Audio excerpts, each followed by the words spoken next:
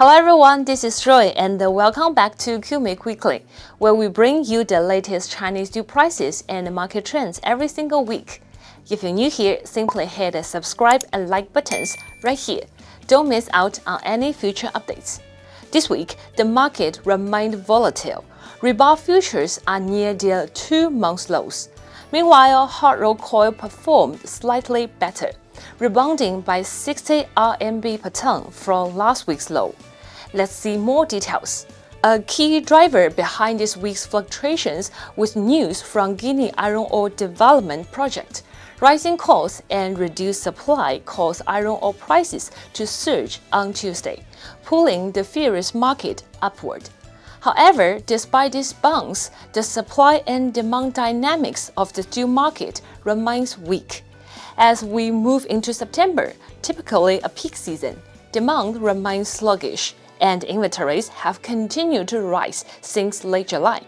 As you can guess, that continued build-up is putting real pressure on prices. Next, let's examine the supply and demand side. This week, China's appearance steel demand went up by 155,000 tons, while total inventory went up by nearly 140,000 tons. Production went down at the meantime. So, what does that tell us?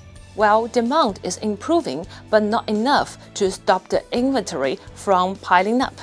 Production is going down mainly because mills just are not seeing enough profit. So, where do we go from here? Unless we see a clear turnaround in demand, it is going to be tough for prices to go up. And with mills running on thin profit, that is also pulling down raw material demand, which weakens price support from the cost side. Then what should we watch out for in the coming weeks? Two big things. Can demand pick up, especially as we move into the second half of September? And will we finally start to see inventory go down?